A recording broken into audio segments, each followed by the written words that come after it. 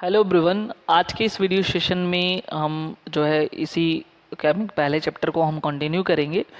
तो पहले जो है हमने डिस्कस किया था कि कैसे जो है बेसिक जो इस चैप्टर का क्या है, केमिकल इक्वेशंस क्या होते हैं, क्या चेंजेस वगैरह हैं, ये सब हमने जो है देखा था पहले वीडियोस में। तो अभी हम आज जो है हम स्टार्ट करेंगे टाइप्स ऑफ रिएक्शंस। ठीक है, तो इसमें देखो ये वाला जो टॉपिक है ये बहुत ज़्यादा इंपॉर्टेंट है, क्योंकि यहाँ से क्वेश्चन पूछा जाता है। अगर आप प्रीवियस देखो केमिस्ट्री, अगर कोई बच्चा जो है एनसीईआरटी पढ़ के गया है, पूरा बढ़िया से एनसीईआरटी पढ़ा है, तो मैं गारंटी दे रहा हूँ चाहे किसी भी टाइप का क्वेश्चन हो, यहाँ से वो उसको सॉल्व कर लेगा। ये 100% गारंटी है। तो बिना जो है किसी देरी के एक एक वर्ड की जो जैसे मैं पढ़ा रहा हूँ उसको ध्यान से समझो। जहाँ इंपॉर्टेंट है मैं बिल्कुल जो है वहाँ पे आप समझाते चलूँगा। देखो केमिकल रिएक्शंस के टाइप्स जो है ना, ठीक है, यहाँ मैं लिख देता हूँ पहले। अगर हम टाइप्स की बात करते हैं, ठीक है, टाइप्स की, तो सबसे पहला देखो, सबसे पहला है कॉम्बिनेशन रिएक्शन। ठीक है, कॉम्बिनेशन। उसके बाद जो है दूसरा नंबर आता है, ठीक है, डिसोसिएशन। ठीक है, डिसोसिएशन रिएक्शन। तीसरा नंबर आता है डिस्प्लेसमेंट रिएक्शन। अब इसमें सिंगल डबल दोनों होगा, सिंगल डिस्प्लेसमेंट और डबल। देखो डिसोसिएशन रिएक्शन को ही हम डीकम्पोजिशन रिएक्शन भी कहते हैं, ये भी याद रखना। इसके बाद डिस्प्लेसमेंट के बाद जो है ना आता है रेडॉक्स रिएक्शन। ठीक है, अच्छा एक चीज़ देखो यहाँ पे, जो डीकम्पोजिशन है उसमें 3 आते हैं। ठीक है, एक तो अगर मान लो कि वो लाइट के प्रेजेंस में हो डीकम्पोजिशन, तो उसके लिए हम लोग बोलते हैं फोटोलिटिक। क्या बोलते हैं? Photolytic decomposition reaction.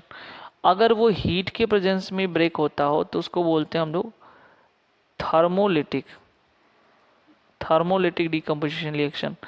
और अगर जो है वो इलेक्ट्रिक के प्रेजेंस में होता है तो इसको बोलते हैं इलेक्ट्रोलिटिक, इलेक्ट्रोलिटिक डीकम्पोजिशन रिएक्शन। तो ये 3 तरह के जो है यहाँ पे जो है रिएक्शंस आपको देखने के लिए। फिर उसके बाद यहाँ पे जो है रिडॉक्स रिएक्शन आता है।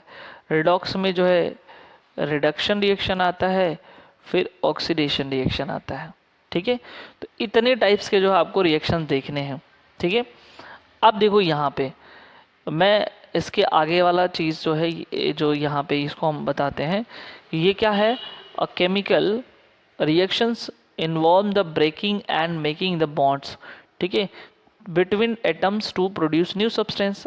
तो वो क्या करता है, एक कोई केमिकल रिएक्शन क्या करता है कि वो जो है जैसे इन्वॉल्व होगा तो बॉन्ड बनाएगा।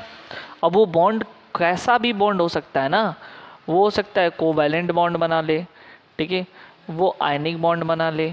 ठीक है, तो कह रहा है कि जैसे ही आएगा इन्वॉल्व होगा तो वो बॉन्ड बनाएगा, और बॉन्ड बनाने के बाद ही क्या होगा, प्रोडक्ट। हमने बताया था पहले रिएक्टेंट होता है फिर वो प्रोडक्ट बनाता है। ठीक है, ये चीज़ याद रखना। तो यहाँ पे जो पहला है हमारा कॉम्बिनेशन रिएक्शन। कॉम्बिनेशन रिएक्शन बोलो या इसको बोलो एडिशन रिएक्शन, दोनों बात एक ही है। ठीक है, इसमें क्या होता है, 2 या 2 से अधिक जो है रिएक्टेंट कंबाइन होते हैं तो फिर प्रोडक्ट में कुछ बनाता है। ठीक है, जैसे देखो यहाँ पे ये बीकर लिया हुआ है, ये वाटर है, इसमें कैल्शियम ऑक्साइड CaO जो है इसमें मिला रहा है, कैल्शियम ऑक्साइड मिला रहा है पानी में। तो जैसे ही कह रहा है कि कैल्शियम ऑक्साइड को स्मॉल अमाउंट में पानी में मिलाता है, देखो कैल्शियम ऑक्साइड को हम लोग बोलते हैं क्विक लाइम। ठीक है, क्विक लाइम, क्विक लाइम को जैसे ही वाटर में मिलाता है तो क्या देखते हो, ये कैल्शियम ऑक्साइड रिएक्ट वेगरेशली, यानी बहुत तेज़ी से रिएक्शन करता है ये, और ये बनाता है सिलेक्ट लाइम। सिलेक्ट लाइम का फार्मूला होता है CaOH ट्वाइस कैल्शियम हाइड्रोक्साइड। ठीक है, release large amount of heat, तो हीट भी प्रोड्यूस करता है देखो यहाँ पे। तो ऐसे रिएक्शन को हम बोलते हैं एक्सोथर्मिक रिएक्शन, एक्सोथर्मिक रिएक्शन। एक्सो का मतलब होता है बाहर निकालना, थर्मिक जो थर्मल वर्ड से मिला है हीट्स को लेकर के है। तो ऐसा कोई रिएक्शन जिसमें हीट जो है रिलीज होता हो तो उसको एक्सोथर्मिक रिएक्शन करेंगे कहेंगे। देखो कैल्शियम ऑक्साइड सॉलिड, हमने इसको क्विक लाइम जिसको कहते हैं लिए हैं, पानी में जैसे डालेंगे तो कैल्शियम हाइड्रोक्साइड बनेगा, सेलेक्ट लाइम बन गया और प्लस हीट रिलीज हो जा रहा है। तो ये हो गया तुम्हारा क्या, ये जो रिएक्शन का टाइप है वो हो गया एक्सोथर्मिक। कैल्शियम एक है, कैल्शियम यहाँ पे एक है, ऑक्सीजन एक और यहाँ पे दो है, तो इधर भी दो ऑक्सीजन है, दो हाइड्रोजन है, इधर दो हाइड्रोजन है। ये केमिकल बैलेंस, ये रिएक्शन बैलेंस है। ठीक है, इस रिएक्शन में क्या देख रहे हो, in this reaction the calcium oxide react with water या combined with water, single product. अब देखो ये वाला इधर वाला हिस्सा रिएक्टेंट है और ये सिंगल क्या है, प्रोडक्ट है। इसी को बोलते हैं ना, देखो यहाँ पे कि combine to form a single product calcium hydroxide, such reaction in which a single product is formed from two or more reactant is known as the combination reaction। ये important है कि भाई कब हम कहेंगे, तो कह रहे कि जब दो या दो से अधिक जो है रिएक्टेंट मिलने के बाद एक सिंगल प्रोडक्ट जो है क्या हो, मिल जाए, इसको ही हम बोलते हैं क्या, कॉम्बिनेशन रिएक्शन। इस बात को जो है आपको ध्यान में रखना है। ठीक है, अब देखो यहाँ पे कह रहा है कि ये जो सॉल्यूशन है सेलेक्ट लाइम, ठीक है, ये जो है रिएक्शन में मिला हमको, इसका यूज़ कहाँ करते हो भाई, पेंटिंग करते हो ना, घर दीवार में वाइट वॉशिंग करते हो।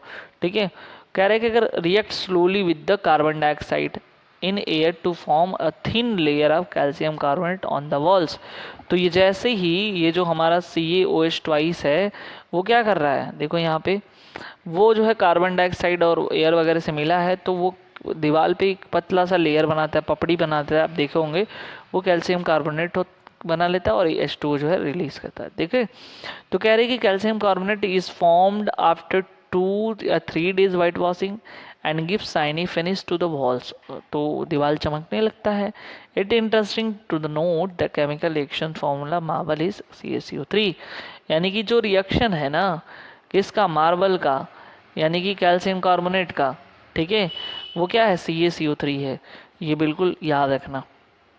और भी कुछ रिएक्शन देख लो, बर्निंग ऑफ कोल देख लो, formation of water from H2 and O2 देख लो। तो यहाँ पे क्या देख रहे हो, सीधी सीधी बात यहाँ पे देख रहे हो कि कार्बन ऑक्सीजन से जुड़ा तो क्या बनाया, CO2 बनाया। तो दो या दो से अधिक रिएक्टेंट एक सिंगल प्रोडक्ट बना दिया, कॉम्बिनेशन रिएक्शन है। ठीक है, अब देखो ये जो पानी यहाँ बन रहा है H2O2 है ना, देखो यहाँ पे H2O H2 2H2 plus O2 2H2 हुआ ना, तो ये भी जो है सिंगल प्रोडक्ट बना रहा है। तो हम सिंपली जो है सिंपल लैंग्वेज में कह सकते हैं व्हेन टू और मोर सब्सटेंस या एलिमेंट हो, कंपाउंड हो, combine to form the single product. ठीक है, दिस रिएक्शन या the reaction are called combination reaction. तो ऐसे रिएक्शन को हम क्या बोलेंगे, कॉम्बिनेशन रिएक्शन बोलेंगे। इस बात को ध्यान देना है। ठीक है, इसमें और क्या ऑब्जर्व किया कि large amount of heat is evolved. ठीक है, this makes the reaction mixture is warm. तो देखो ज़्यादा हीट भी तो निकल रहा था ना, अभी रिएक्शन कर रहे थे एक्सोथर्मिक में, reaction in which heat is released along with formation producers called exothermic reaction। तो हमने पहले ही बता दिया कि ये जो है कैसा रिएक्शन है, ये एक्सोथर्मिक है। ठीक है, जिसमें रिलीज है हीट, और जिसमें जो है हीट देने के बाद ही वो रिएक्शन काम करे वो एंडोथर्मिक है। ये मैं ऑलरेडी बता चुका हूँ आपको। ठीक है, अब देखो यहाँ पे ध्यान से, अदर एग्जाम्पल है एक्सोथर्मिक के, जैसे बर्निंग ऑफ नेचुरल गैस। ये अगर नेचुरल गैस को जलाते हो तो भी ये कार्यक्रम होता है। ठीक है, अब देखो ये जो है ना, ये भाई मेथेन है। मेथेन, मेथेन तो नहीं जानते तो बता देते हैं, जो गाय का गोबर होता है, भैंस का गोबर होता है, काऊ डंग होता है, ठीक है, उसमें मेथेन गैस ही निकलती है। कोई भी चीज़ सड़ गल रहा है वो वहाँ पे मेथेन गैस ही होती है। तो ऑक्सीजन के साथ रिएक्शन किया ना, कार्बन डाइऑक्साइड बनाया, 2H2O बनाया। ठीक है, तो ये और प्लस कुछ हीट भी रिलीज करेगा, तो ये एक्सोथर्मिक है। Do you know respiration is an exothermic, ये क्वेश्चन इंपॉर्टेंट है। ठीक है, यहाँ पे मैं इसको अंडरलाइन वो हाईलाइट कर रहा हूँ, इसको जो है किसी भी कीमत पे इसको तैयार कर लेना। ठीक है, क्यों, क्योंकि यहाँ से क्वेश्चन पूछता है कि हाउ टू से, ठीक है, वाई से, ऐसे बोलते वाई से, ठीक है, respiration is an exothermic process. ठीक है, तो ये क्यों एक्सोथर्मिक प्रोसेस है, तो क्योंकि यहाँ पे अब समझ लेते हैं क्यों ऐसा एक्सोथर्मिक प्रोसेस है। तो कह रहे हैं कि हमारी बॉडी को एनर्जी चाहिए जीने के लिए, ठीक है, और वो हम एनर्जी कहाँ से लेते हैं, तो कह रहा है कि फूड से लेते हैं, खाना खाते हैं ना हम लोग। तो ड्यूरिंग डाइजेशन क्या होता है, food is broken down into simpler. तो हम जो खाना खाते हैं वो कॉम्प्लेक्स फूड होता है, तो वो जो है ना क्या होता है, छोटे छोटे टुकड़ों में टूट जाता है। जैसे एग्जांपल ले लो, हमने चावल खाया, आलू खाया, रोटी खाया, ठीक है, ये सब के सब क्या होते हैं, ये सब के सब कार्बोहाइड्रेट कंटेन करते रहते हैं, और ये सारे कार्बोहाइड्रेट टूट जाते हैं ग्लूकोज में, है ना। तो ये जो हमारा यहाँ पे लिखा हुआ है, ये जो कार्बोहाइड्रेट यहाँ पे है, ये है तुम्हारा कॉम्प्लेक्स फूड।